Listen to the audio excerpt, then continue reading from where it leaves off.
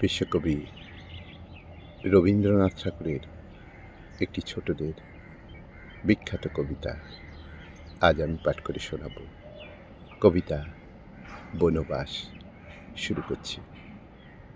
বাবা যদি রামের মতো পাঠায় আমায় বনে, যেতে আমি পারি নাকি তুমি ভাবছ মনে?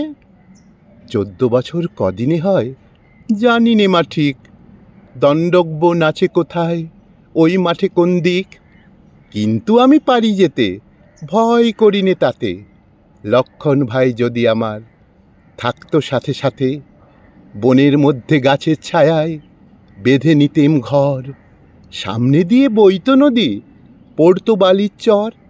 ছোট একটি থাকতো ডিঙি, পারে যেতেম বেয়ে।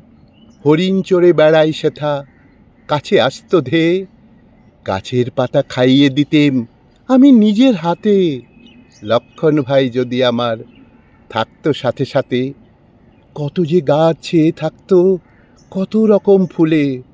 মালা গেথে পরে নিতেম জড়িয়ে মাথার চুলে। নানা রঙের ফলগুলি সব ভুঁয়ে পড়তো পেকে, ঝুড়ি ভরে ভরে এনে ঘরে দিতেম রেখে। খিদে পেলে দুই ভাইতে খেতেম পদ্ম পাতে। লক্ষণ ভাই যদি আমার থাকতো সাথে সাথে, রোদের বেলায় অশ্বত্থতলায় ঘাসের পরে আসি।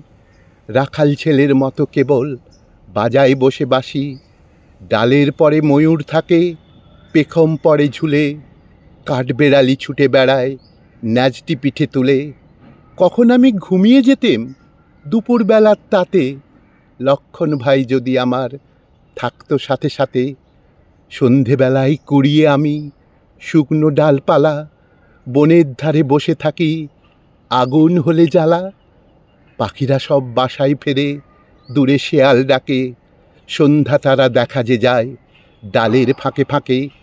মায়ের কথা মনে করি বসে আঁধার রাতে। লক্ষণ ভাই যদি আমার থাকতো সাথে সাথে, ঠাকুরদাদার মতো বনে আছেন ঋষিমুনি। তাদের পায়ে প্রণাম করে গল্প অনেক শুনি।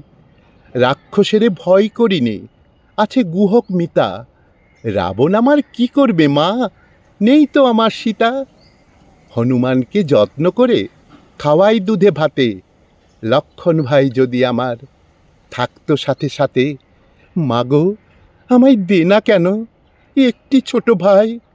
দুইজনেতে মিলে আমরা বনে চলে যাই। আমাকে মা শিখিয়ে দিবি রামযাত্রার গান। মাথায় বেঁধে দিবি চূড়ো, হাতে ধনুক বান। চিত্রকূটের পাহাড়ে যাই এমনি বড় সাথে। লক্ষণ ভাই যদি আমার থাকতো সাথে সাথে, লক্ষণ ভাই যদি আমার থাকতো সাথে সাথে।